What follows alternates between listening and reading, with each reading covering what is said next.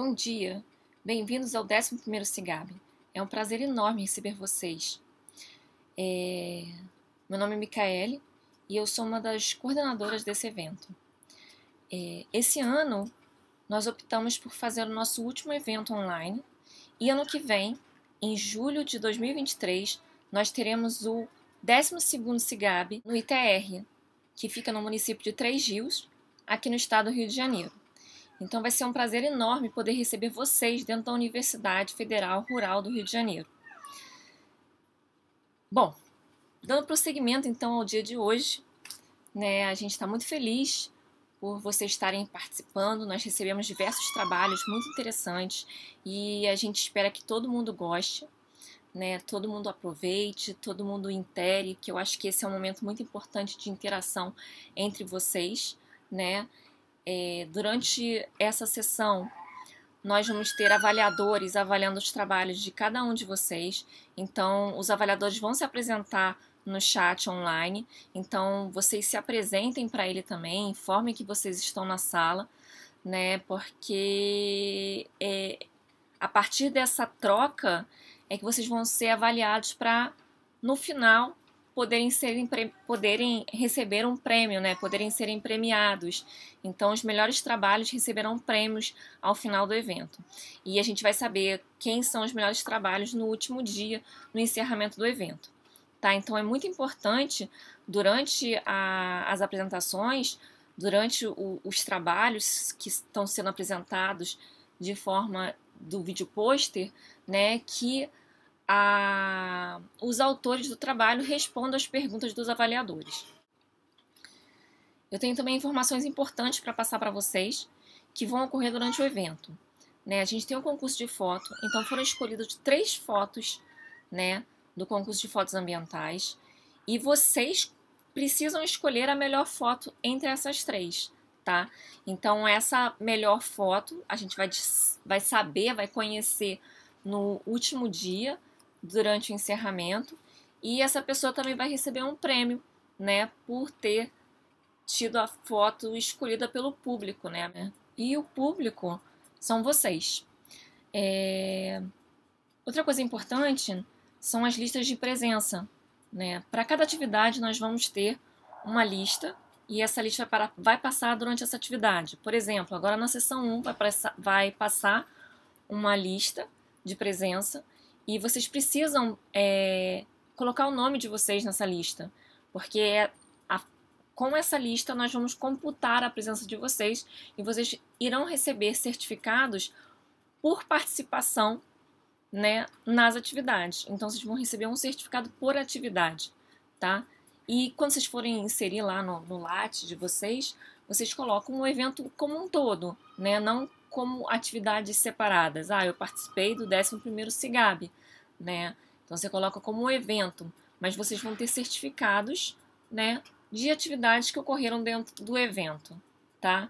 Que por ser um evento online é mais fácil a gente conseguir controlar, quem está participando ou não do evento e assim a gente consegue emitir os certificados corretamente para as pessoas. É mais fácil de saber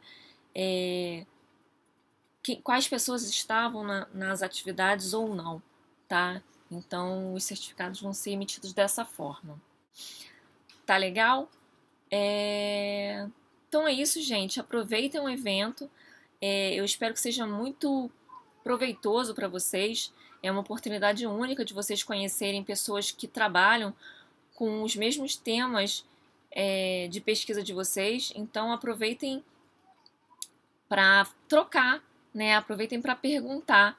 Então, apesar de ser um evento online, a gente tem uma oportunidade maior de ter uma maior interação entre os pesquisadores. Então, aproveita ao máximo, essa oportunidade. E bom evento para todos! Olá, eu sou Érica Cortines e estou aqui para dar as boas-vindas à nossa sessão de apresentação de trabalhos do 11º SIGAB, onde a gente vai ter apresentação de vários trabalhos selecionados para publicação nos anais. Então, as sessões vão ocorrer agora e os avaliadores estão presentes e farão as suas avaliações pelo chat. Então, assim que iniciar a apresentação do seu vídeo pôster, peço que os autores se identifiquem pelo chat. Olha, estou aqui para, né, meu nome é fulano, estou aqui para responder as perguntas, e os avaliadores vão se identificar também, dizendo, eu sou fulano de tal, sou avaliador do trabalho tal, tal e tal. E aí, com isso, vocês vão poder interagir pelo chat e responder às perguntas dos avaliadores. Tá? Então, essas respostas são importantes porque elas vão contar como nota, né, para avaliação do trabalho de vocês, para vocês poderem concorrer à premiação. Bom, as listas de presenças serão passadas via chat, um formulário do Google Forms. Então, não esqueçam de assinar a lista para vocês poderem receber o certificado, né, de ouvinte aqui dessa sessão de videopôster. Então, cada atividade do SIGAB precisa ter a sua inscrição realizada e que vocês assinem essa lista de presença. A gente tem também um concurso de fotos. Essas fotos vão estar aparecendo lá no canal do YouTube, na forma de apresentação, e vocês vão poder votar na melhor foto, na foto que vocês consideram mais legal, também a partir de formulários de votação, tá bom? Então, cada participante com o seu número de inscrição. Então, é importante vocês observarem o número de inscrição lá pelo site da Iven, façam um login lá na Iven, né, para vocês poderem preencher tanto a lista de presença quanto a votação da melhor foto, tá bom? Então, desejo a todos vocês um excelente evento e que vocês aproveitem bastante a apresentação dos trabalhos aqui nesse 11º CIGAB.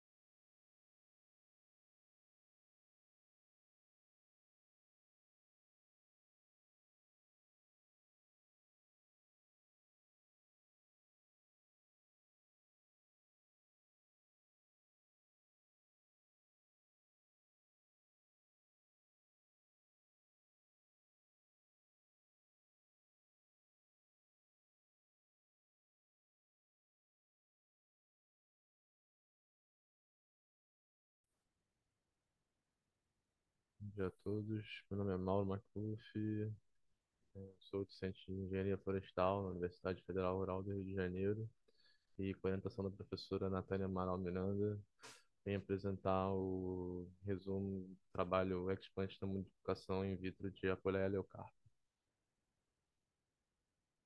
A Apoleia leucarpa é uma espécie arbórea nativa do Brasil, com ampla distribuição em todo o território. Ela é popularmente conhecida por garapa, garapeira, amarelão. Essa espécie é da família Fabaceae, é uma cisopinoídea, e problema da Mata Atlântica é tida como uma espécie ameaçada em extinção. Ela é classificada como vulnerável, segundo dados do CNC Flora, e em perigo na lista vermelha da Flora de São Paulo. Aqui a gente vê o status de conservação no site do CNC Flora e o mapa de ocorrência dessa espécie, que tem baixa densidade populacional nos estados do Sul e do Sudeste, no bioma da Mata Atlântica, principalmente pela sua intensa exploração, devido à qualidade da sua madeira. Justamente por isso, ser uma madeira valiosa, um recurso florestal importante e uma espécie nativa, tanto para projetos silviculturais quanto para a recuperação florestal, a necessidade de incremento tanto da densidade populacional, principalmente nos biomas em que ela é tido como ameaçada e parte de estratégia de conservação, como para a produção de mudas para projetos silviculturais e de extração florestal. Justamente por isso a importância de estudos como esse de propagação, técnicas de micropropagação para espécies nativas. A metodologia consistiu na germinação das sementes in vitro. Foi realizada uma desinfestação e quebra de dormência dessas sementes com ácido sulfúrico durante 20 minutos e posteriormente foi levada à câmara de fluxo laminar, onde realizou-se o enxágue e a inoculação das sementes em meio de cultura para germinação. Após 30 dias, foram retirados as plântulas, então onde se seccionou os plantes para esse tratamento desse experimento. Foram esses explantes o cotiledonar, o meristema apical, o foliar e o radicular. A metodologia consistiu em inocular 2 explantes por frasco, em 8 repetições para cada tratamento. O meio utilizado em cada frasco foi o WPM, em 30 ml de meio por frasco, e foi acrescido o hormônio BAP, a 2,3 gramas por litro. Após 30 dias de cultivo, em condições de temperatura e fotoperíodo controlado, avaliou-se o vigor das plantas, o número de gemas, o de brotações, o tamanho médio das brotações, a oxidação no meio e a formação de calos. E os resultados obtidos foram observados a diferença significativa entre os tratamentos e para as características de vigor, oxidação e formação de calo, os maiores índices foram observados nos explantes cotiledonar e apical. Já nas características de brotação e formação de gemas, foi maior número de brotações e maior formação de gemas para os explantes cotiledonar e em seguida para o explante apical, conforme teste estatístico demonstrado. E o resultado apresenta uma influência a partir do tecido que foi utilizado em cada explante, para cada tratamento, e assim definido que para protocolo de multiplicação in vitro dessa espécie, nesse meio de cultura utilizado, recomenda-se utilizar os segmentos cotiledonar ou apical. Obrigado.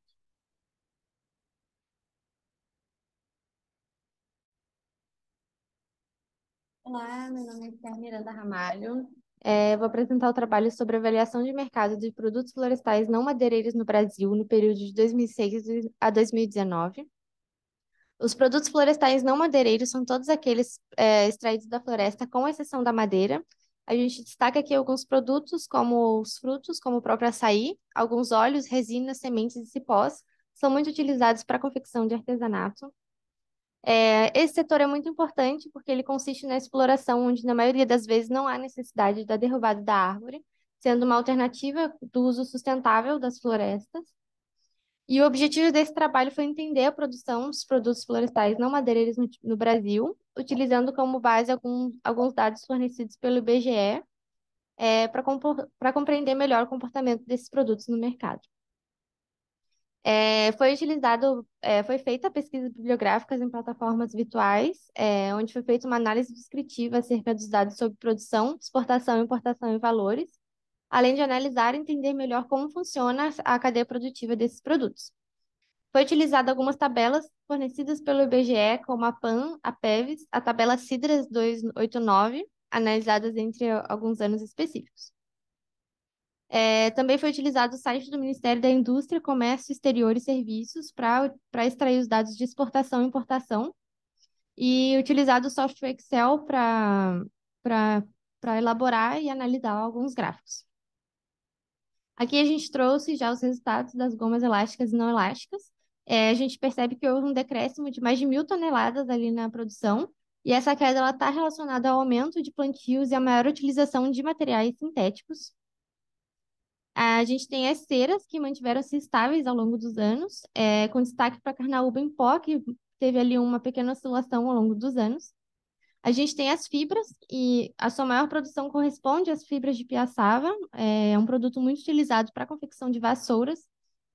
Também apresenta uma queda expressiva, de acordo com os produtos sintéticos que vêm ganhando um aumento ao longo dos anos. Em relação aos tanantes, eles são provenientes da casca do angico e apresentam um comportamento variável e uma posterior queda ali a partir do ano de 2010. Em relação aos oleaginosos, a amêndoa de babaçu é o que apresenta o maior produto extrativista e também vem apresentando uma queda ao longo dos anos. O restante se mantém estável. O setor alimentício é é o maior grupo e diferente dos demais setores. Ele é um dos poucos que apresenta um crescimento bem expressivo assim, na sua produção. Esse setor movimentou cerca de 1,2 bilhões só em 2019. A gente destaca ali um aumento principalmente para o açaí e para a erva mate. Em relação aos aromáticos tóxicos e tanantes, a gente tem um destaque para o jaburandi, que é bem utilizado na indústria do cosmético. E é observado que as maiores produções correspondem ao tópico ali outros, então não foi possível definir qual produto de maior produção aqui nesse setor. A gente destaca que o açaí, que é o produto de maior produção no Brasil, apresenta 48% de toda a produção nacional extrativista só no ano de 2019. E a comercialização ocorre na escala regional, nacional e internacional. E o mercado informal é uma das grandes dificuldades para compreender melhor a cadeia produtiva. É um produto altamente perecível, então enfrenta diversos problemas complexos relacionados ao transporte. E aqui tem uma foto desse produto, da forma que ele é comercializado, da sua polpa já beneficiada. A erva mate foi o segundo produto com maior valor de produção extrativista no Brasil, representando 32% da produção do setor alimentício. O estado do Paraná é o estado com maior produção extrativista desse produto, chegando a mais de 1,5 milhão de toneladas. A castanha do Brasil é o terceiro setor dos alimentos com maior valor de produção no Brasil, apresenta 11% do valor de toda a produção nacional. A cadeia produtiva não apresenta muitas etapas, como ocorre com açaí e com a erva mate, e os caminhos da comercialização são bem definidos por conta de diversas cooperativas que conseguem estruturar melhor esses caminhos. Em relação ao látex, o mercado de borrachas apresenta quedas durante os últimos anos, diminuindo sua produção extrativista e também o seu valor no Brasil. Isso se dá porque o país depende da importação, principalmente por conta do setor automobilístico. Como conclusão, a gente tem aqui que o aumento das áreas cultivadas de açaí, erva mate e látex ocasiona um aumento da produção desses produtos, assim como a gente conclui também que os produtos mais valorizados na extração foram açaí, erva mate, a castanha do Brasil e as ceras de carnaúba. A produção de borrachas, taninos e fibras apresentaram queda ao longo dos anos, enquanto houve um aumento na produção de açaí e erva mate. Já a produção extrativista de castanha do Brasil e das ceras mantiveram-se estáveis ao longo dos anos analisados. Em relação às exportações e importações, o Brasil importa bastante o látex e exporta bastante o açaí. Essa exportação vem crescendo, enquanto as exportações de castanha do Brasil e látex foram variáveis ao longo dos anos. E essa pesquisa ela não foi analisada a influência da pandemia de Covid em 2020. As pesquisas foram feitas até 2019.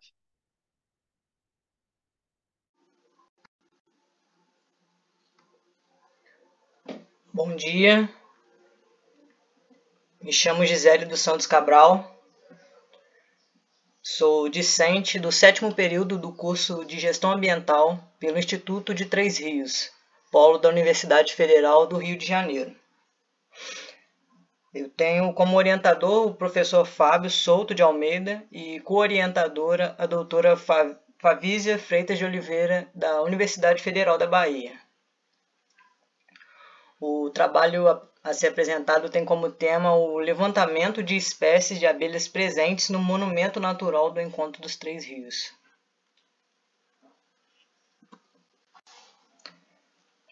É importante saber que as abelhas realizam um trabalho de polinização essencial para o funcionamento dos serviços ecossistêmicos, bem como para a atividade relevante para a agricultura e toda a produção alimentar. O trabalho tem como objetivo realizar o primeiro levantamento de espécies de abelhas na região. A área em roxo, demarcada no mapa ao lado, é onde se encontra o Monumento Natural do Encontro dos Três Rios.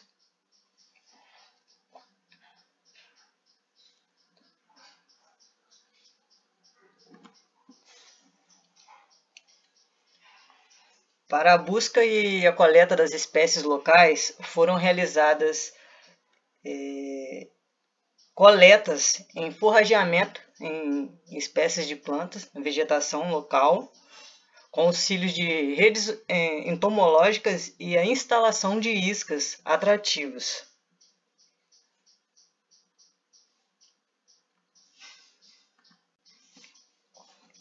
Dessa forma, eu apresento o processo de construção das iscas, a instalação das mesmas, bem como a coleta realizada em ninhos, colônias e o forrageamento em florações, como a astrapeia, o amor em caixa, na época florida, conhecida popularmente.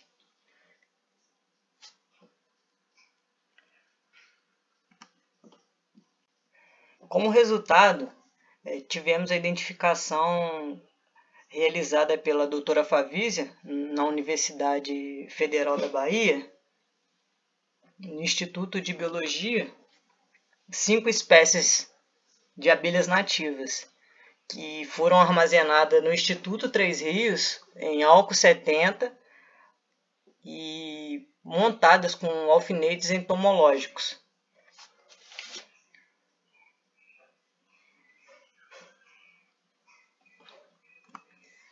Sendo essas 5 espécies a Tetragonista augustula, conhecida popularmente como jataí, a Eulaema cingulata, é a abelha negra da orquídea, a Pitiloglossa do cálice, Partamon meleri, conhecida popularmente como boca de sapo, e a Trigona spinips, conhecida popularmente como irapuá ou abelha cachorro.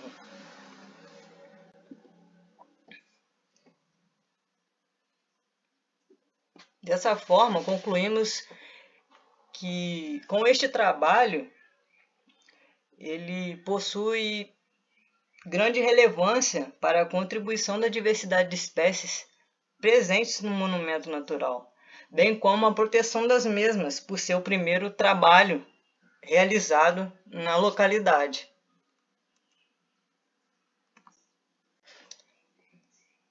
Essas são as referências utilizadas para o desenvolvimento da pesquisa e do trabalho. Nossos agradecimentos vão para a FAPERJ, o PIBIC e o CNPq. Obrigada e bom dia. Olá, meu nome é Adriele, sou bióloga licenciada pelo Instituto Federal Goiano Campus Urutaí e atualmente mestrando no Programa de Pós-Graduação dos Recursos Naturais do Cerrado pela mesma instituição.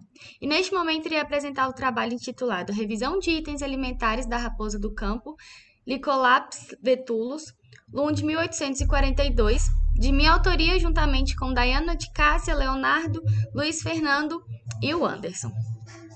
Bom, os canídeos, eles apresentam uma ampla distribuição e apresentam papéis importantes dentro de ecossistemas.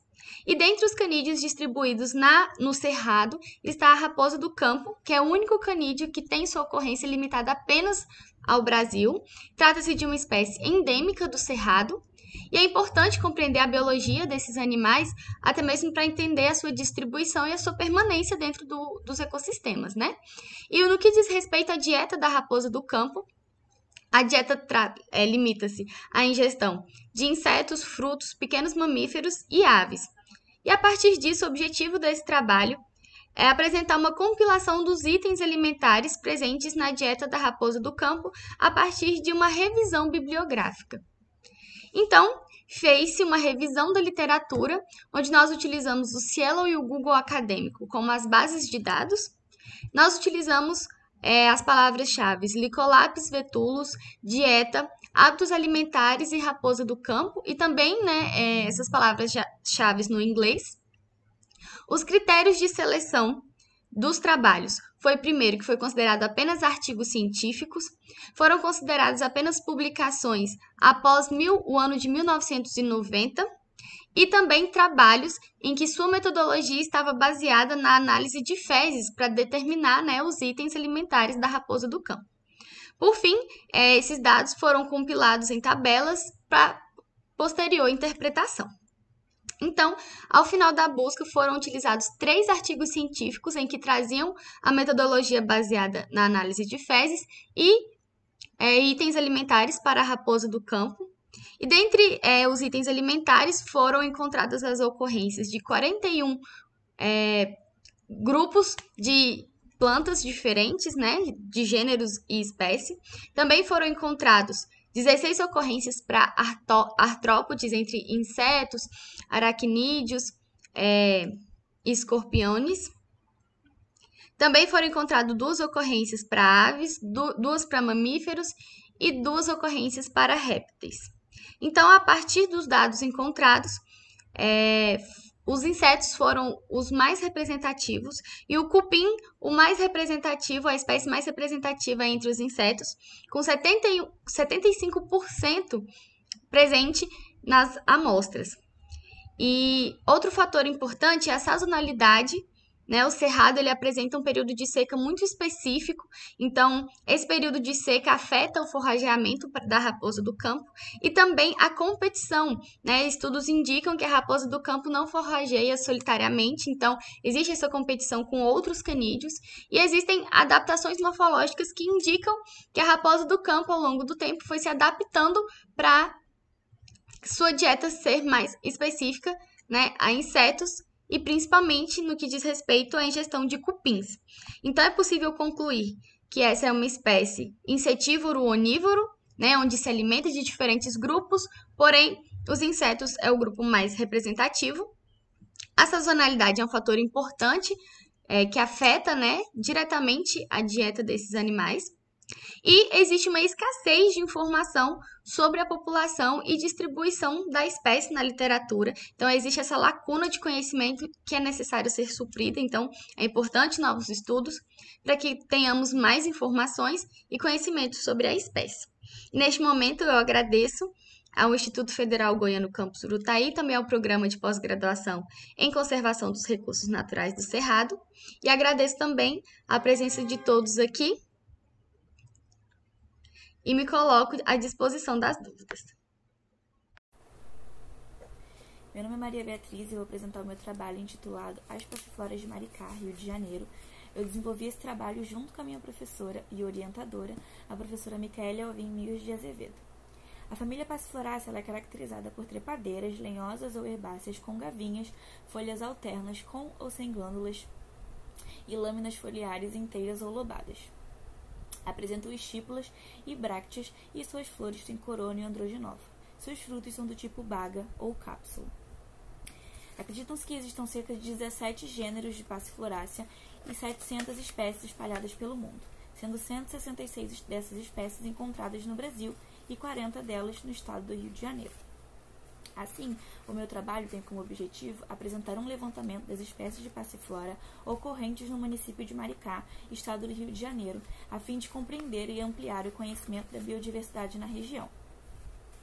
O município de Maricá está localizado no litoral do estado do Rio de Janeiro e ele conta com uma área de 362 km², sendo 119 km² protegidos por unidades de conservação. Isso dá cerca de 33% do território do município.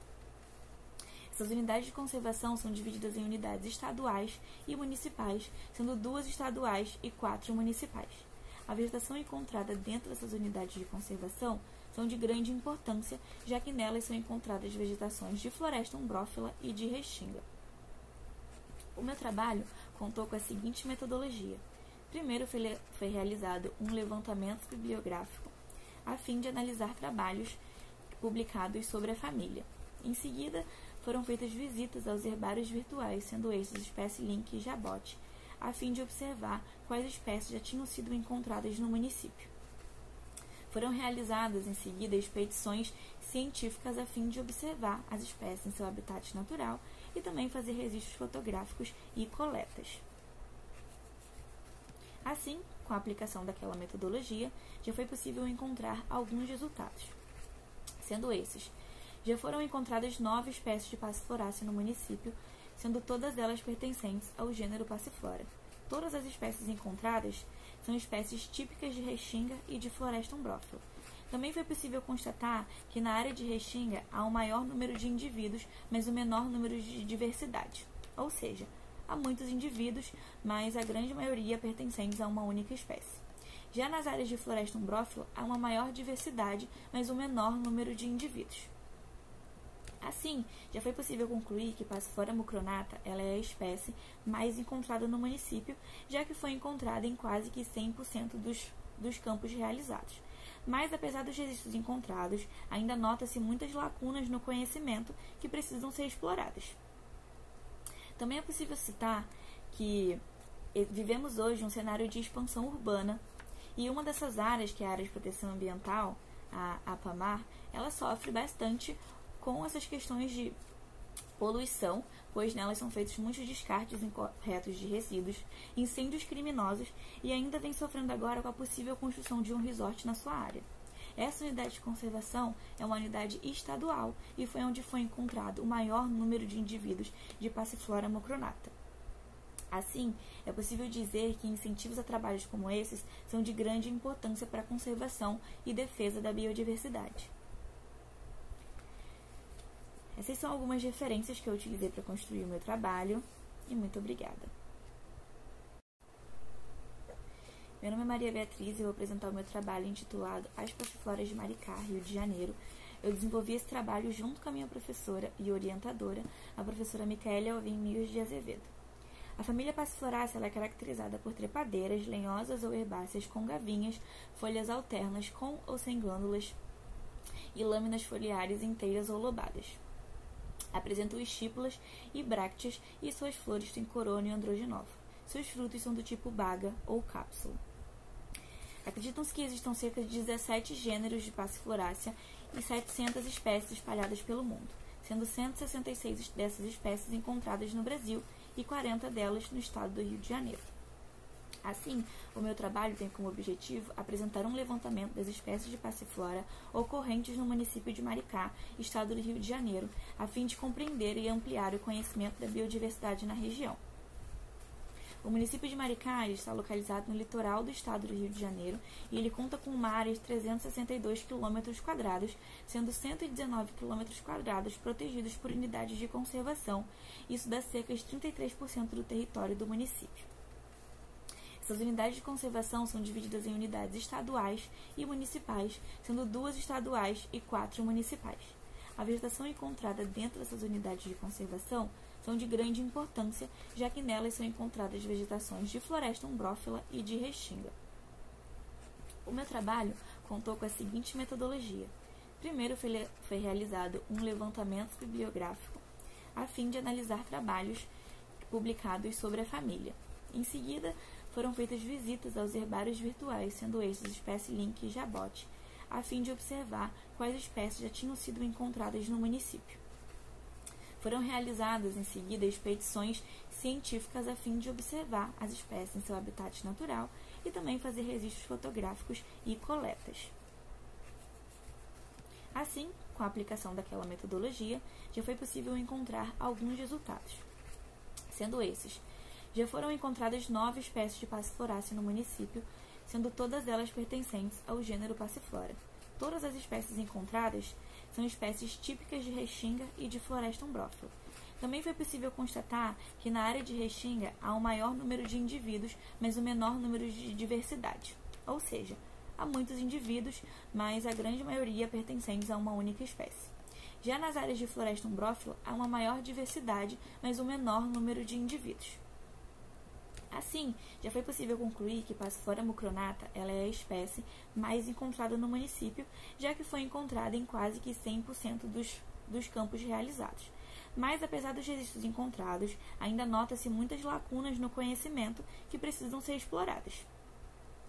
Também é possível citar que vivemos hoje um cenário de expansão urbana, e uma dessas áreas, que é a área de proteção ambiental, a APAMAR, ela sofre bastante com essas questões de poluição, pois nelas são feitos muitos descartes incorretos de resíduos, incêndios criminosos e ainda vem sofrendo agora com a possível construção de um resort na sua área. Essa unidade de conservação é uma unidade estadual e foi onde foi encontrado o maior número de indivíduos de Passiflora mucronata. Assim, é possível dizer que incentivos a trabalhos como esses são de grande importância para a conservação e defesa da biodiversidade. Essas são algumas referências que eu utilizei para construir o meu trabalho, e muito obrigada. Olá, eu sou a Sara Ferreira Varela de Lima e estou aqui para poder apresentar o meu projeto intitulado Diversidade e Ecologia de Epífitas Vasculares em Fragmento Urbano de Mata Atlântica, que foi desenvolvido sob orientação do professor André Nunes Freitas e com orientação da professora Ana Cruz. As epífitas são plantas que se estabelecem sobre outras plantas sem parasitá-las. Elas obtêm água e nutrientes diretamente da atmosfera ou por lixiviação das copas, por exemplo. Portanto, são dependentes do microclima e da qualidade ambiental e ameaçadas pela perda de hábitat. Pesquisas sobre a estruturação dessa comunidade contribuem no entendimento do processo de sucessão natural, permitindo a caracterização do estado da regeneração florestal e também colaboram para a elaboração de possíveis técnicas de conservação. Nosso objetivo foi descrever a estrutura da comunidade de epífitas vasculares na mata em processo de regeneração natural no Instituto de Florestas da Universidade Federal Rural do Rio de Janeiro. Sendo assim, a nossa área de estudo foi a mata do Instituto de Florestas da Rural de Seropédica, um fragmento que sofreu perturbações antrópicas. Originalmente, esse local foi um eucaliptal que teve um incêndio de origem indeterminada. Posteriormente, foi feito um plantio para fins educacionais, mas foi abandonado. Desde então, esse fragmento segue em regeneração espontânea. A nossa metodologia, nós demarcamos 50 parcelas no tamanho de 10 por 10 metros cada, onde registramos as epífitas vasculares em todas as árvores, com o diâmetro à altura do peito igual ou superior a 5 centímetros. Para a distribuição vertical, nós utilizamos o modelo proposto por Johansson, como vocês podem observar, ilustrado à esquerda, onde nós dividimos o florófito em 5 zonas de altura, sendo a zona 1 a base do fuste, a zona 2 o tronco, a zona 3 as primeiras ramificações, a zona 4 as ramificações secundárias, a copa intermediária, e a zona 5 a copa externa. Para a identificação das espécies, determinação da diversidade taxonômica e funcional, distribuição geográfica e estado de conservação, nós utilizamos a literatura específica. Como resultado para a diversidade taxonômica, nós registramos 6 famílias, 9 espécies e 475 indivíduos, sendo Bromeliaceae e Polypodiaceae as famílias mais ricas. Micrograma vaccinifolia, Pleopleute e Pleopleutifolia foram as espécies mais abundantes. Isso não seguiu a tendência mundial, que registra a Orquidácea e Bromeliácea como as famílias mais ricas em espécies, mas se assemelhou a estudos realizados em matas perturbadas. Em relação à diversidade funcional, quanto à categoria ecológica, em relação à dependência ao substrato, a categoria mais registrada foi a holoepífita, que são as plantas que possuem estruturas adaptativas ao epifitismo. Para as síndromes de polinização, as mais registradas foram entomofilia, feita por insetos, ornitofilia por aves e dispersão foi zoocoria. Então, esses dados nos demonstram a relevância das epífitas vasculares como um potencial recurso alimentar à fauna. Para a distribuição geográfica e conservação, as espécies registradas têm ampla distribuição. 5 das espécies encontradas ainda não foram avaliadas quanto ao grau de ameaça, 2 das espécies estão na categoria de pouco preocupante e uma das espécies ainda apresenta deficiência de dados, que é a Rhipsalis baxífera. Em relação à distribuição vertical, como a gente pode observar nos gráficos à esquerda, no gráfico inferior, as zonas 2 e 3 se destacaram em relação à riqueza e no gráfico superior, que se trata de abundância, a zona 2 se destacou das demais. Isso difere da maioria dos estudos realizados em ecologia de epífitas, mas se assemelha a estudos feitos em áreas perturbadas. Isso pode ser explicado pelo fato de florestas secundárias apresentarem uma diferença no gradiente vertical de luz. Para a composição Como a gente pode observar no gráfico à esquerda, as famílias Polypodiaceae e Cactaceae não apresentaram diferenças significativas entre as zonas de altura, o que pode ser explicado pelas suas adaptações morfológicas e fisiológicas, e as famílias como Melinácea, Arácea e Morácea ocuparam preferencialmente as zonas de tronco, que pode ser explicado por serem hemiepífitas e acidental. Para a abundância, Polypodiaceae teve o maior registro na zona 2, seguido da 3, assim como Bromeliaceae e Cactaceae. Em relação à comparação de riqueza que encontramos com estudos em áreas semelhantes, os nossos resultados se assemelharam a fragmentos que estão inseridos em matriz urbana e fragmentos poucos conservados. Como conclusões, nós chegamos na hipótese de que os fatores ambientais interferem na estrutura da comunidade de epífitas vasculares, que matas secundárias apresentam baixa riqueza de epífitas e ocorrência de espécies generalistas, e essa riqueza aumenta de acordo com a idade florestal, mas são necessários mais estudos para a melhor compreensão da interferência da perturbação sobre a comunidade epifítica. Muito obrigada. Olá, pessoal, tudo bem? Eu sou a Fernanda Stephanie Nunes Costa e venho apresentar para vocês o trabalho intitulado Percepção Ambiental da População em Ambientes Costeiros do Rio de Janeiro, Brasil, uma revisão bibliográfica. Esse trabalho é fruto do TCC da especialização em Biologia Marinha e Oceanografia da Faculdade Maria Tereza. Esse TCC é da aluna Juliana Vargas e também contou com o auxílio do também aluno Lucas Medeiros. Então, começamos conversando um pouco sobre a percepção ambiental, e é importante a gente definir aqui que o estudo da percepção ambiental vai analisar a vivência de cada indivíduo em relação ao meio em que se vive, ou seja, essa relação entre a pessoa e o ambiente que o cerca. E desse modo, cada indivíduo ele pode assumir atitudes ambientais que vai transformar aquele espaço que o cerca. Dada a importância da percepção ambiental, dos estudos da percepção ambiental, o objetivo desse trabalho foi realizar um levantamento bibliográfico sobre a percepção ambiental da população em relação ao ambiente costeiro no estado do Rio de Janeiro. Para isso, utilizamos como material e métodos essa busca no período de junho a agosto de 2021. Utilizamos as bases do Scopus, Google Acadêmico e o periódico CAPES, em um recorte temporal de 2005 a 2021. Como descritores, utilizamos as palavras percepção ambiental, praia, região costeira, concepção ambiental, combinadas entre si e suas respectivas traduções para o inglês. Como resultados principais, foram encontrados 14 artigos, podemos observar que é um número reduzido. Esses artigos, esses trabalhos, eles se concentram na região da Baixada Litorânea, com algumas poucas produções na região sul, sendo 2 produções, e na região fluminense uma única produção. Os temas mais abordados são em relação ao turismo e os resíduos sólidos nas praias.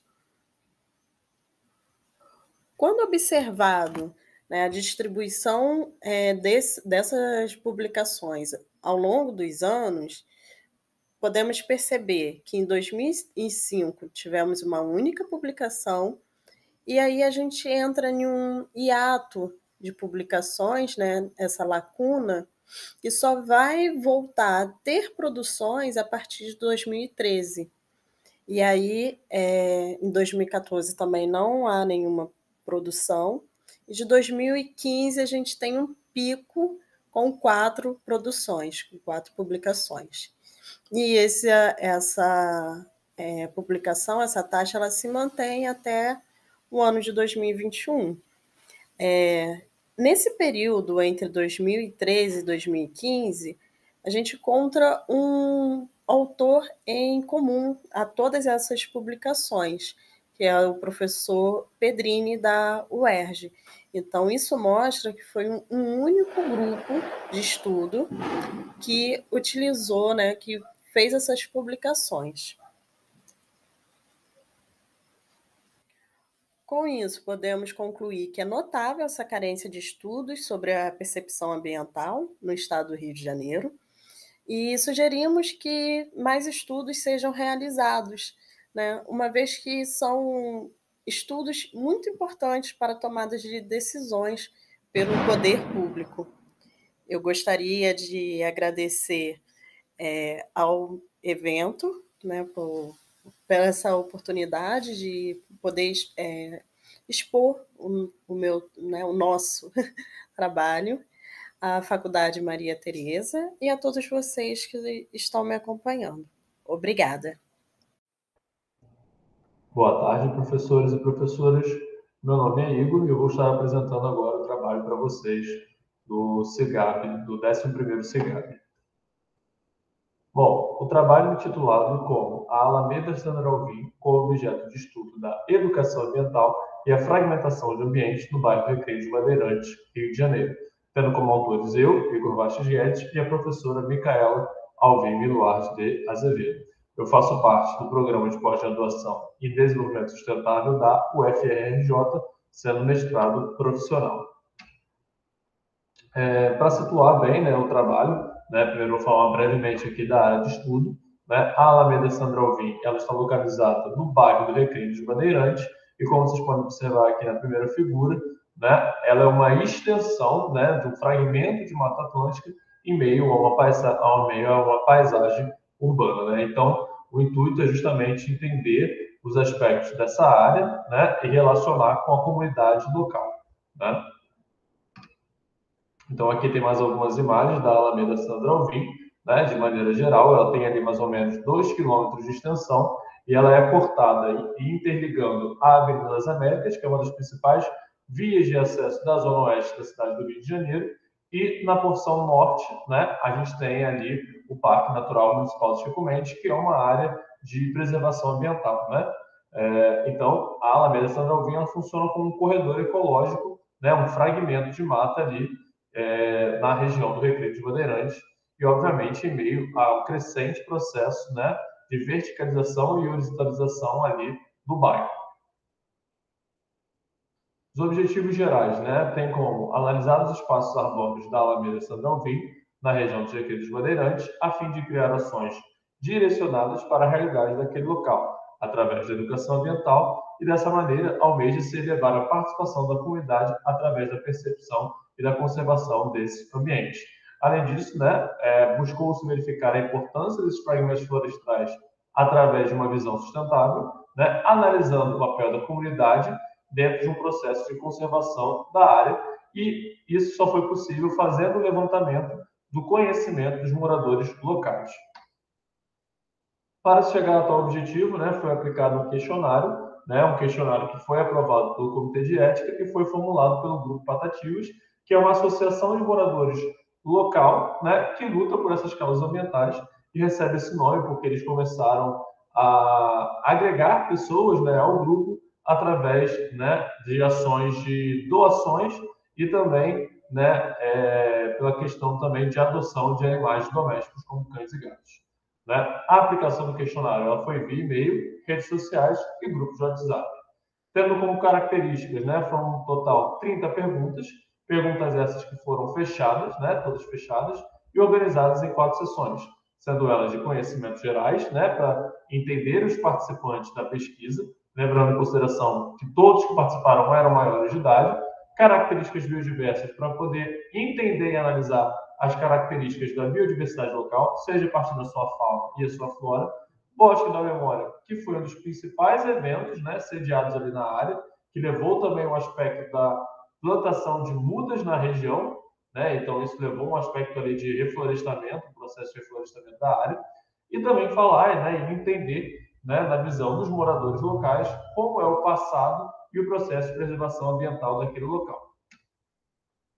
A seguir, então, vou mostrar alguns gráficos, né? Foram vários gráficos, né? Devido ao tempo curto, não vai dar para mostrar todos, né? Mas alguns gráficos que foram relacionados com algumas perguntas dentro do questionário, né? Então, os objetivos principais do questionário, né, dividido nas 4 seções que eu acabei de citar, era justamente classificar aquelas plantas, né, classificar as espécies de plantas, tanto as que já existem e as que foram plantadas nos eventos ao longo aí da Alameda, entender se aquela planta ela é exótica, se ela é nativa, se ela vai trazer algum benefício ou ela vai trazer algum malefício para o ambiente de maneira geral. E para isso, né, aqui foi destacado as principais espécies, né, sendo elas o pau-brasil, a acerola e a amoreira. Elas foram mais reconhecidas pelos entrevistados, levando em consideração que no total foram 81 entrevistados, a maior parte do sexo feminino, e aqui algumas categorias que foram criadas, sendo elas plantas que estavam ameaçadas de extinção, plantas que poderiam ser consideradas espécies comestíveis ou para questões medicinais, né? Então, aqui, essa tabela ela ilustra bem essa característica. Algumas referências bibliográficas, né, utilizadas ao longo do trabalho. O nosso trabalho foi denominado Efeitos Adversos de Abametina formulada em embriões de zebrafish. Eu sou a pesquisadora Mari, do Instituto Biológico.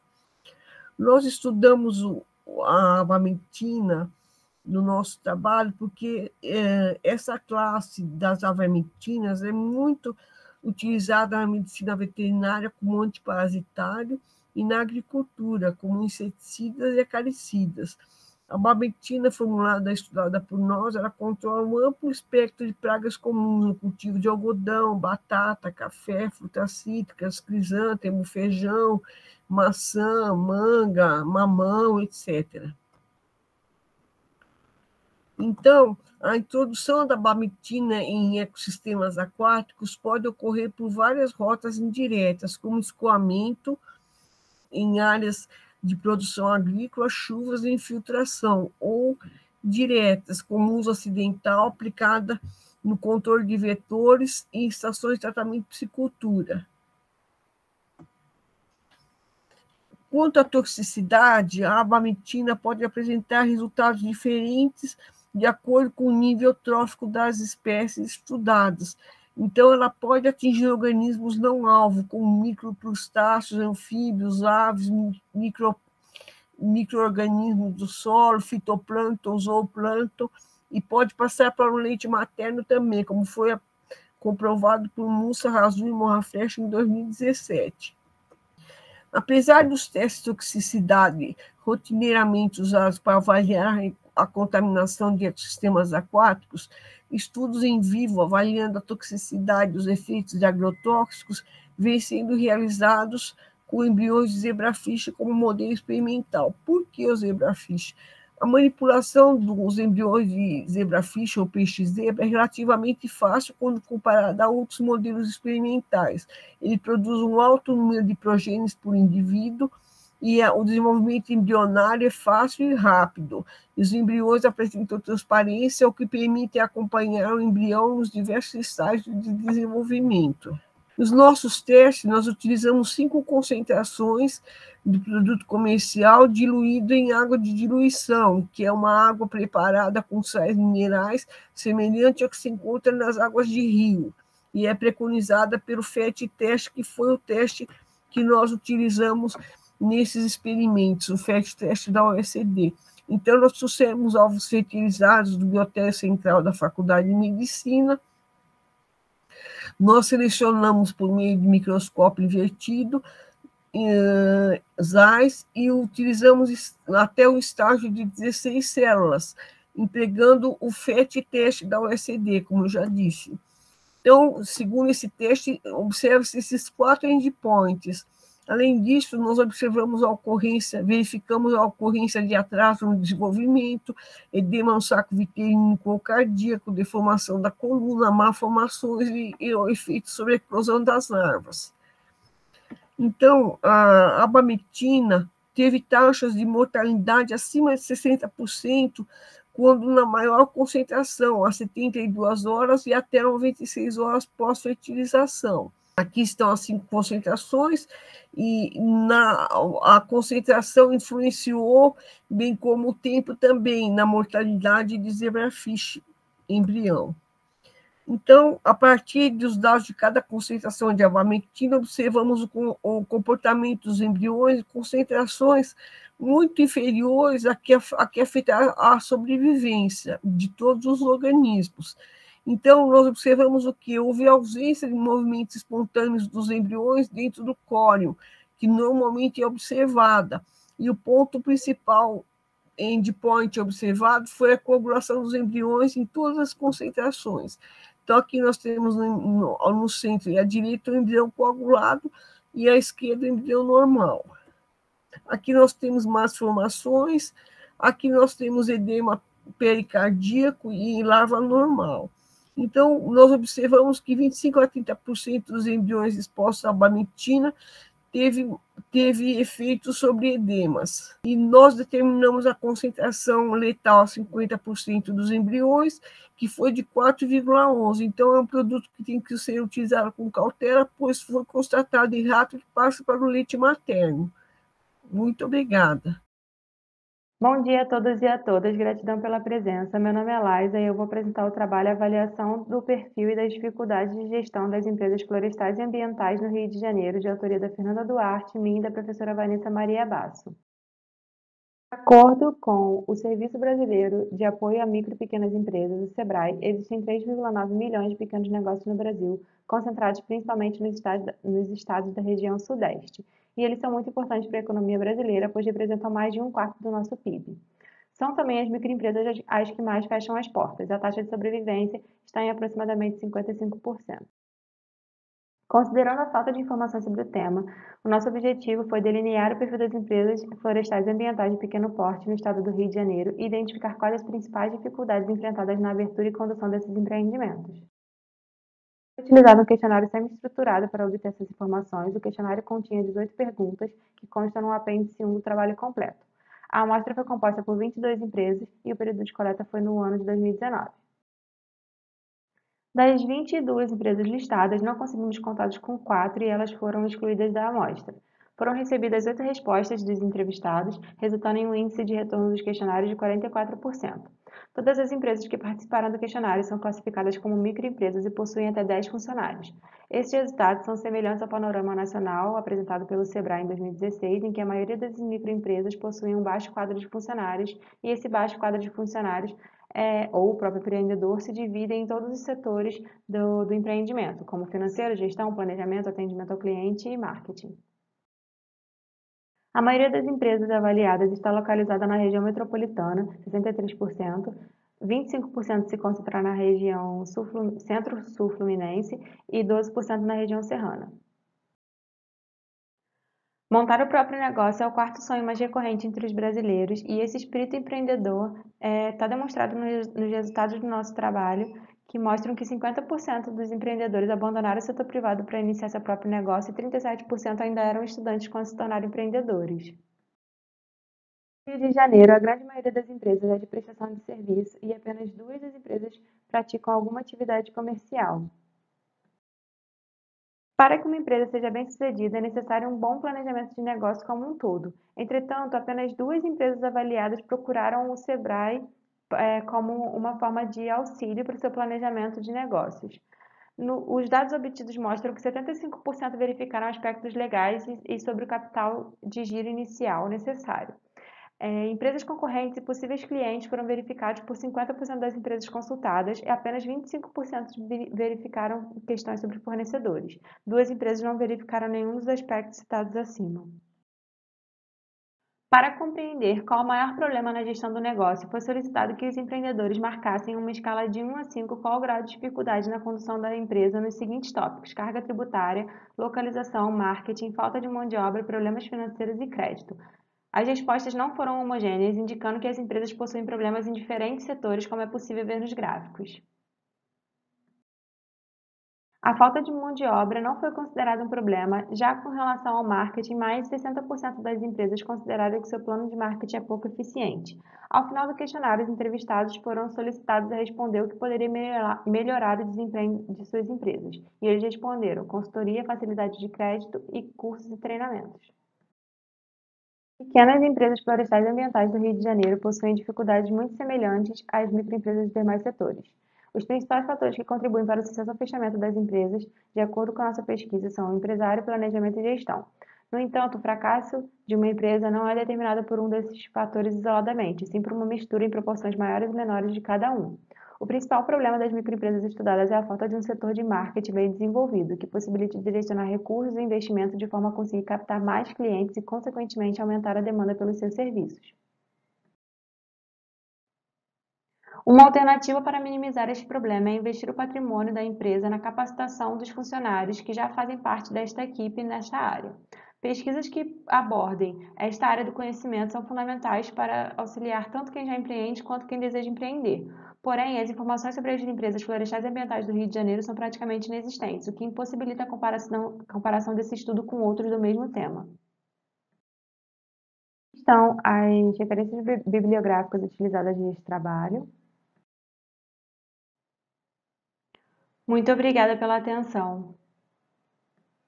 Boa tarde a todos, meu nome é Jamile da Silva Lima e eu estarei apresentando um trabalho que tem por título Breve Relato do Estudo da Eficácia de Gestão realizado no Parque Natural Municipal de Nova Iguaçu.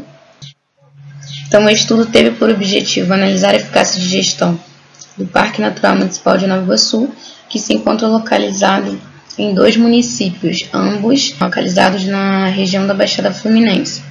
Então, é o município de Nova Iguaçu e Mesquita. Como pode ser visto no mapa aqui em verdinho, está presente o parque em ambos os municípios. Então, essa é a área de estudo. Aqui são algumas paisagens notáveis que podem estar presentes lá no parque. Então, aqui são alguns esportes radicais que são realizados. A rampa de voo livre, que é bastante conhecida ali, e a Pedra da Contenda. E aqui são os poços e cachoeiras para recreação e lazer. Quanto à metodologia, foi utilizado o método EMAP, que foi desenvolvido originalmente pelo pesquisador brasileiro Helder Henrique de Faria, 2004. Quanto ao levantamento de dados, então, foi realizado o envio do questionário e a realização da entrevista, que foi realizada posteriormente ao envio desse questionário, todos realizados com o gestor da unidade de conservação. Então, os dados foram tratados de maneira quantitativa e qualitativa. Quantitativa referente aos dados do questionário e qualitativa referente aos dados que foram coletados na entrevista.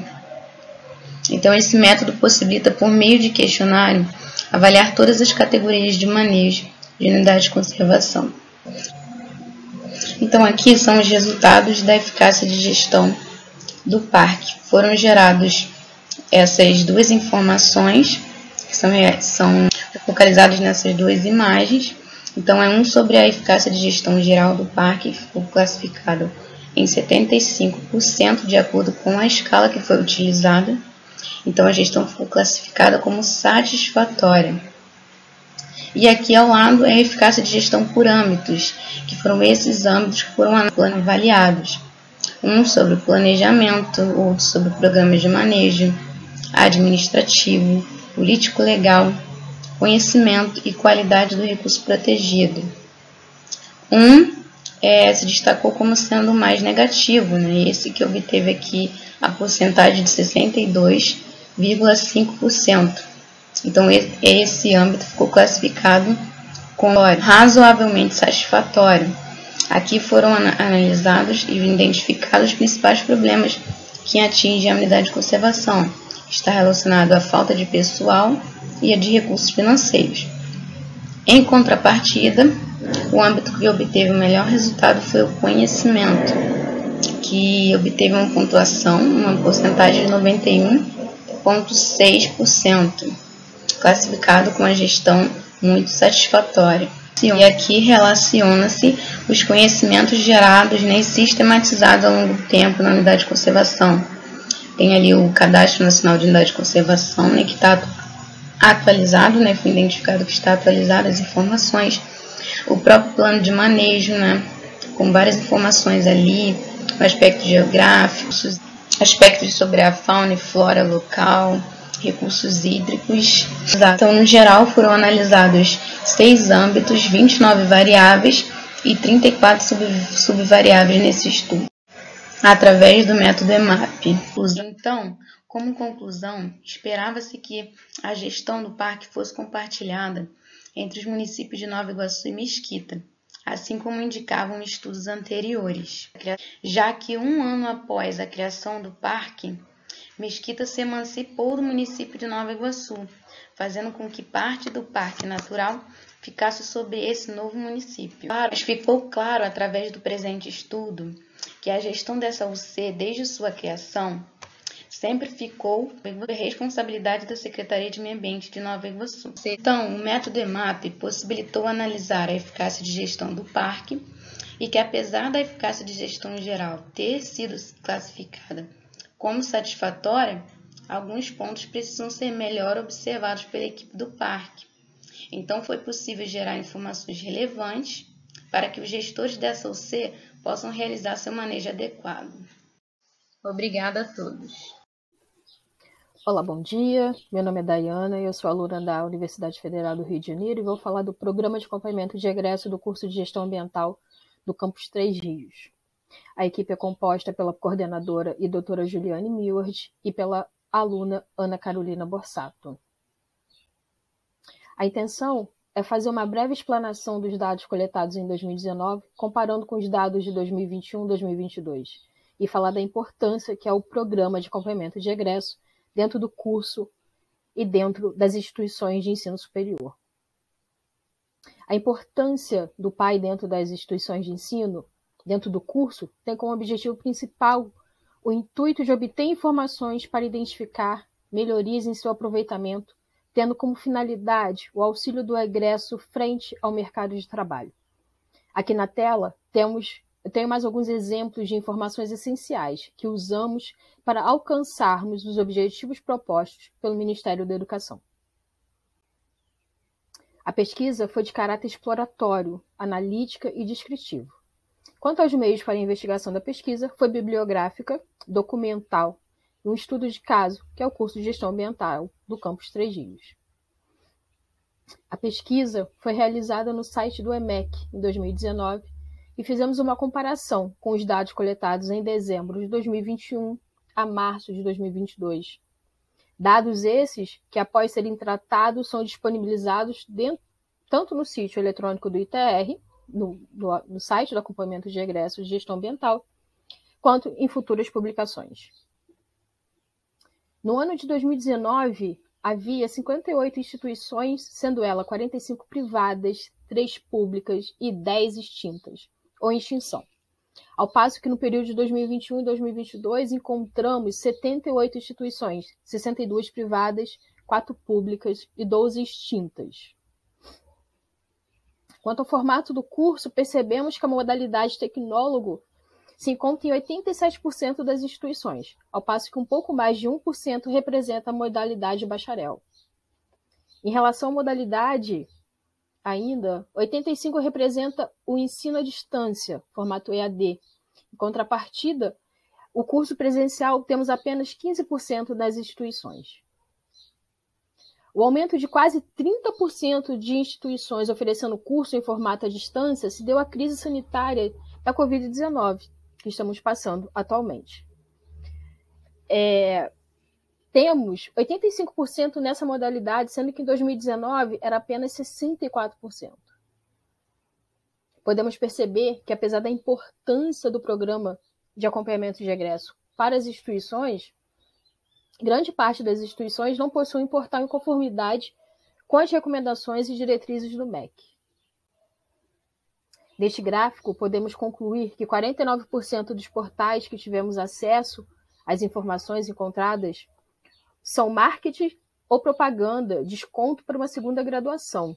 Infelizmente, as informações necessárias, como depoimento de egresso, de ex-aluno, um feedback, pesquisas, essas informações encontramos em apenas 27% das instituições.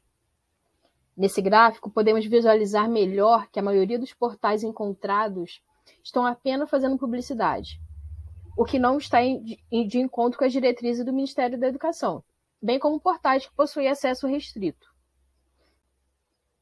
Por fim, percebemos que, apesar de sua importância para os cursos, bem como as instituições de ensino superior, como um todo, a ferramenta do PAI não é bem utilizada, De 2019 para 2022, percebemos um tímido aumento dos portais. Então, é isso. Muito obrigada pela atenção e estamos à disposição para qualquer dúvida. Bom dia a todos, me chamo Matheus Cauari, sou graduando do curso de Gestão Ambiental da Universidade Rural do Rio de Janeiro e pertenço ao grupo Universidade Sustentável, o qual também pertence à Universidade Rural do Rio de Janeiro.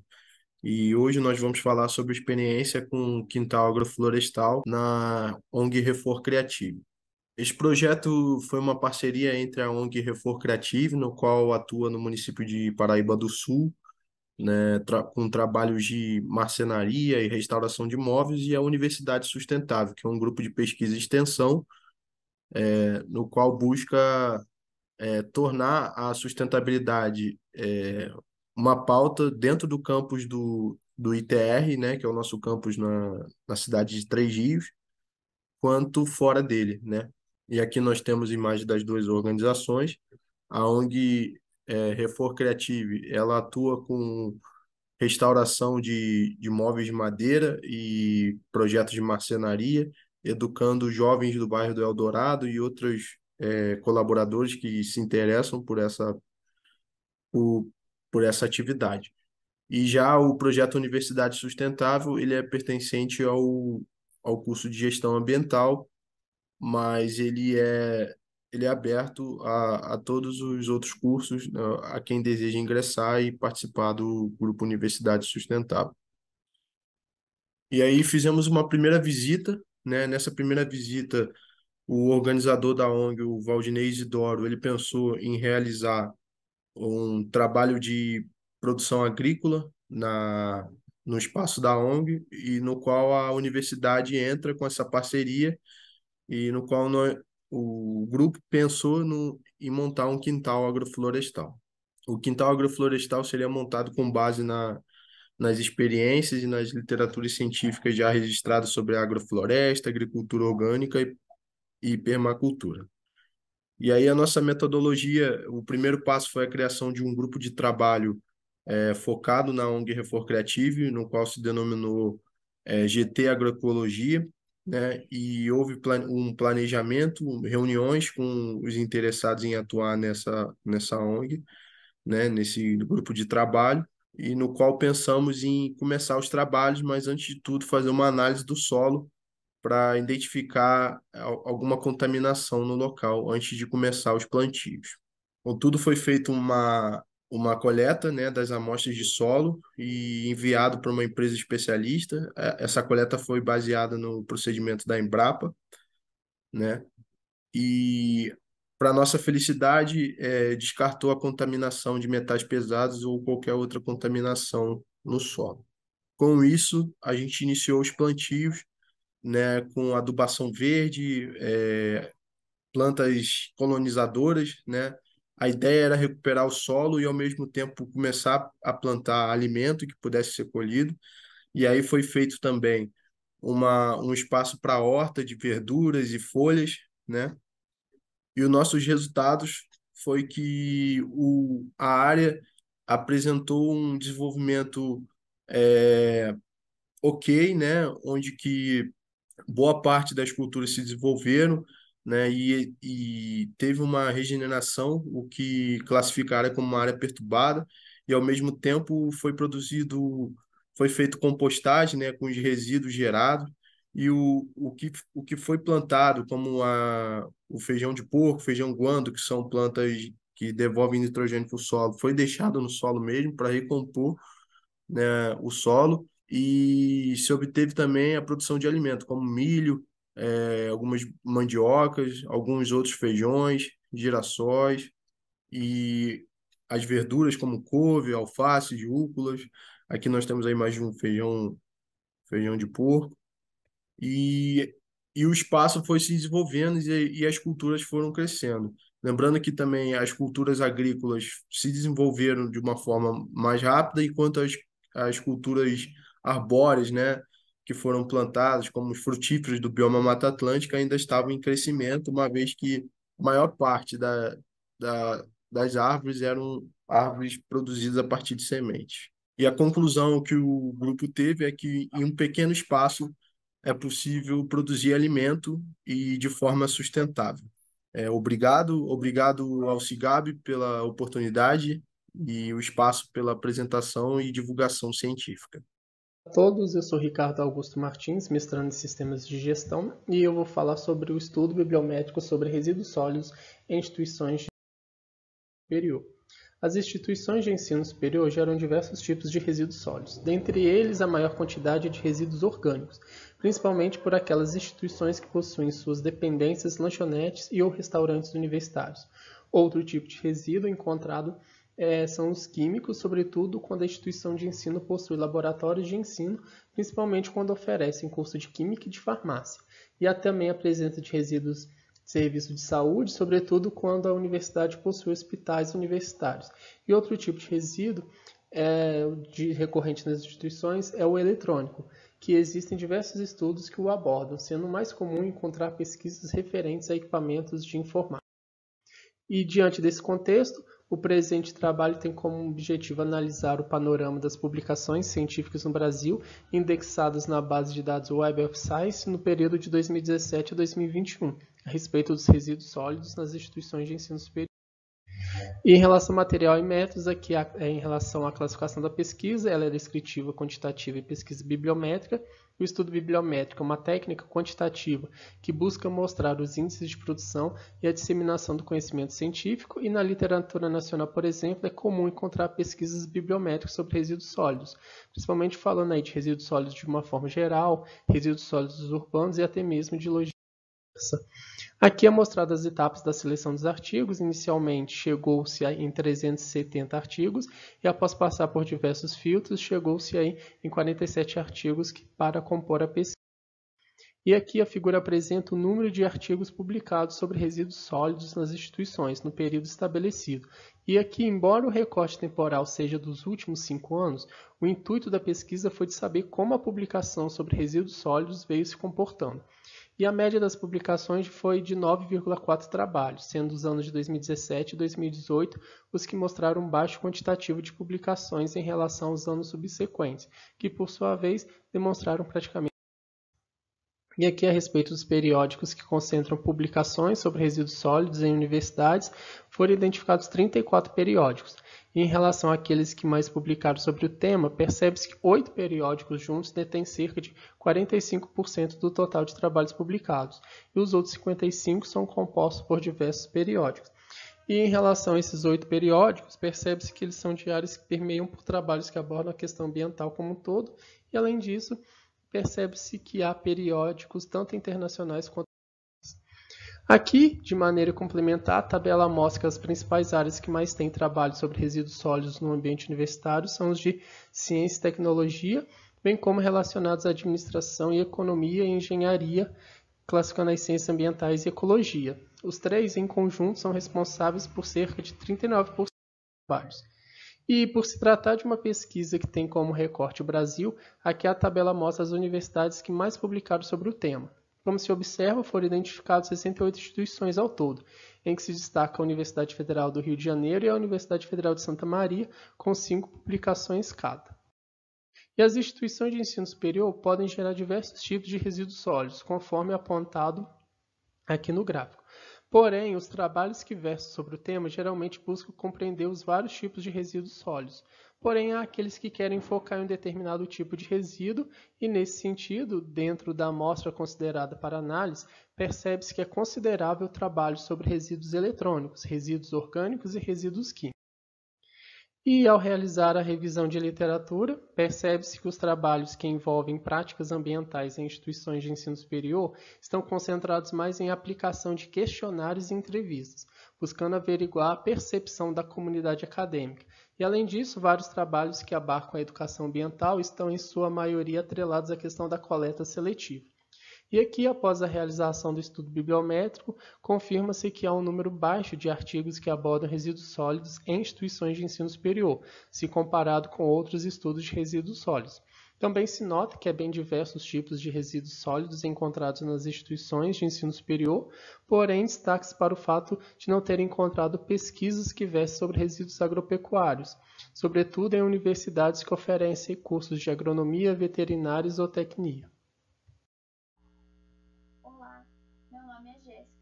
e junto com os outros autores, a Fernanda, a Júlia, a Ana Beatriz e a Sônia, realizamos o seguinte trabalho: solo, reservatório natural de biodiversidade microbiana, aporte de coliformes fecais com a resistência a antibióticos, com risco à saúde pública.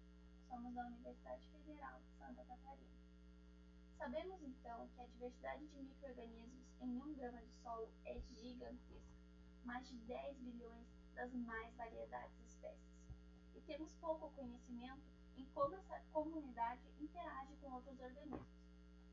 Conhecemos as funções essenciais, aquelas que auxiliam no desenvolvimento das culturas, e por isso auxiliamos com alguns métodos para que essa microbiota esteja sempre ativa. Um método é a adubação por dejeto de animais. Porém, a gente tem que ter alguns cuidados, porque essa prática ela pode trazer alguns prejuízos à saúde humana e animal, caso os métodos de inativação dos organismos patogênicos não sejam realizados da forma correta. Temos ainda um agravante, porque esses dejetos desses animais vêm de locais onde esses animais estão em confinamento e recebem uma carga muito alta de antimicrobianos. E esses vão para o trato intestinal, realizam a seleção de micro-organismos resistentes e esses vêm parar no solo. O objetivo desse trabalho, então, foi verificar a presença de coliformes fecais nos solos de produção de hortaliças orgânicas. Esses foram adubados com cama de aviário e identificar se há resistência dos isolados a antimicrobianos. Realizamos então a coleta de solo numa propriedade de produção orgânica aqui no município de Curitibano, Santa Catarina, e escolhemos 2 culturas, a couve-flor e a cebolinha. Próximo a raízes dessas plantas, realizamos então a coleta do solo. Em laboratório, então, realizou-se a diluição seriada e o plaqueamento em meio BDA e Macon. Podemos observar, então, aqui na imagem A, o meio BDA, onde houve o crescimento bacteriano. Aqui não temos como saber quem são essas bactérias. Já no meio Maconque, sabemos que essas colônias com meio rosáceo são coliformes fecais. Provavelmente, muito provavelmente, E. coli. E as colônias com fundo branqueado são os coliformes totais. Posteriormente, então, realizamos o teste de sensibilidade a antimicrobianos através do disco de fusão e aferição dos halos de inibição. Nos resultados, então, temos o gráfico de unidades formadoras de colônia e o desvio padrão. No caso da cebolinha, houve uma maior quantidade de unidades formadoras de colônia, mas também uma maior desvio padrão. No de couve-flor foi um pouco menos. Isso se dá principalmente porque os dejetos eles não são aplicados de forma uniforme, homogênea. Vai ter locais que tem menos quantidade e outros que vai ter maiores quantidades. Na figura 4, temos então o gráfico de porcentagem de coliformes totais que estão presentes na população total de bactérias do solo, e no B, a porcentagem de coliformes fecais presente na população de coliformes totais. Então, os coliformes fecais estão dentro da porcentagem de coliformes totais. No primeiro gráfico aqui, a gente tem para a cebolinha e no gráfico abaixo para a couve-flor. Os 2 gráficos são para o mesmo, né?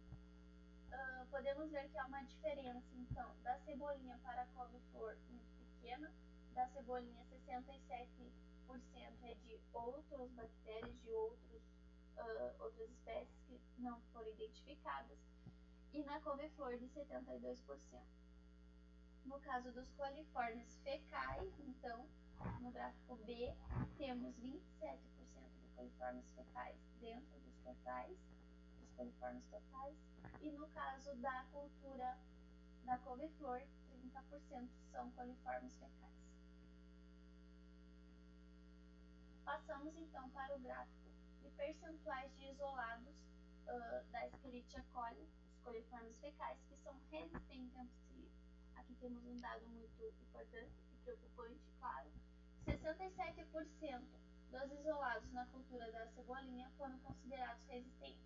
E na cultura da couve-flor, 83% foram considerados resistentes. Então, isso é um dado muito preocupante, porque significa que esses isolados têm resistência e estão presentes no solo, estão sobrevivendo. Eles podem aderir às folhas das culturas e podem vir parar na mesa do consumidor. Por isso que tem que ter um cuidado muito grande. Deve-se, então, fazer a conscientização dos produtores, do consumidor, a fazer a higienização correta desses alimentos antes do consumo, porque se ingeridos podem causar uma infecção, por exemplo. A nossa conclusão, então, foi que os coliformes, os totais, estão presentes naturalmente no solo. Os fecais são aportados no solo através dessa adubação. A E. coli, nesse trabalho, obteve resistência, ela tem resistência à ampicilina, como demonstrado. E ela traz, então, um alerta à comunidade científica que se encontre métodos de inativação desses agentes patogênicos mais eficientes, para que não se tenha esses agentes no solo, tornando, né, um solo como um reservatório de micro-organismos resistentes. Muito obrigado pela atenção. Qualquer dúvida, estou à disposição. Olá, eu me chamo Caio de Lima, eu sou acadêmico do curso de Agronomia da Universidade Federal de Santa Catarina, do campus Curitibanos, e vou apresentar o trabalho intitulado como Aveia Preta inoculada por Azospirillum brasilense e Pseudomonas fluorescens como alternativa sustentável de produção. As bactérias do gênero Azospirillum, elas são utilizadas como inoculantes em gramíneas, e elas são as mais estudadas no Brasil e no mundo. O Azospirillum brasilense, ele é capaz de promover diversos benefícios para as gramíneas. Isso porque auxilia no desenvolvimento radicular, o que acaba influenciando positivamente na absorção de água e nutrientes pelas plantas.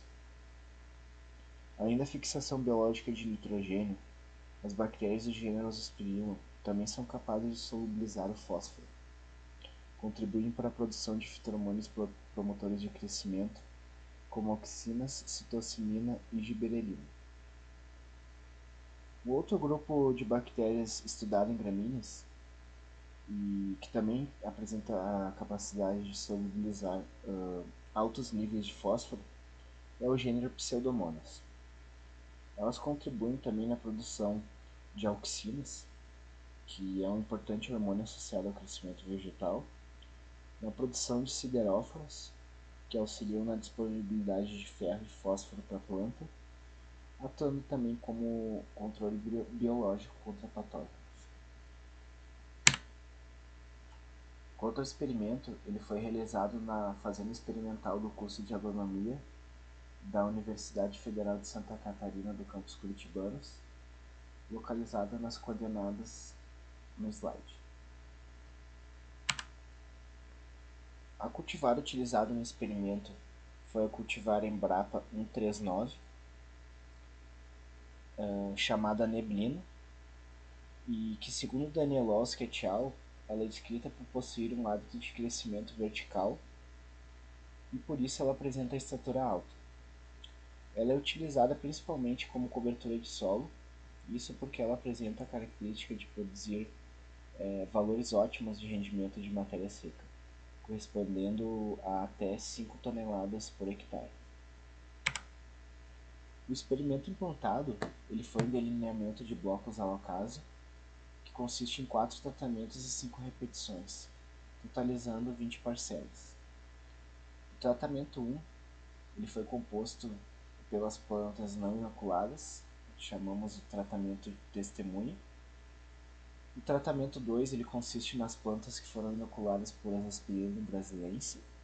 O tratamento 3 ele consiste nas plantas que foram inoculadas por Pseudomonas fluorescens. E no tratamento 4 consiste nas plantas que foram inoculadas por Azospirillum brasilense e Pseudomonas fluorescens. Quanto aos inoculantes utilizados no experimento, o inoculante de Pseudomonas fluorescens ele foi cedido pela Embrapa Soja, e a sua concentração ela foi ajustada para 1 × 10⁸ unidades formadoras de colônia por ml. A dose aplicada foi equivalente a 100 ml por hectare. Quanto ao inoculante de Azospirillum brasilense, ele também foi fornecido pela Embrapa Soja, e sua concentração foi ajustada para 2 × 10⁸ unidades formadoras de colônia por ml. A dose aplicada foi equivalente a 300 ml por hectare. Ambos os inoculantes eles foram diluídos em água para formar um volume de calda de 200 litros. Quanto à semeadura do experimento, foi realizada através de uma semeadora, e a inoculação ela foi feita no estágio de desenvolvimento V3. A partir do dia da inoculação, foi aferido uma vez por mês a estatura das plantas, como demonstrado nas tabelas a seguir. Foi aferido uma medida no mês de agosto, outra no mês de setembro e a outra no mês de outubro. Conforme as tabelas, os valores de estatura das plantas de aveia preta referente aos 3 meses de análise não sofreram efeito dos tratamentos estudados. O valor médio de estatura observado no mês de agosto foi de 34,91 cm, no mês de setembro foi de 58,53 cm e no mês de outubro foi de 75,20 cm. Atualmente, o uso de inoculantes nas mais diversas espécies de gramíneas mostra ser uma alternativa sustentável para obter aumentos na produção de biomassa. Assim, é possível atingir níveis de produtividade com uso reduzido de adubos químicos altamente solúveis, contribuindo assim para a sanidade e atividade biológica do sistema edáfico. A inoculação das plantas de aveia preta no estágio de desenvolvimento V3 não promoveu resultados significativos neste estudo no que se refere à variável estatura.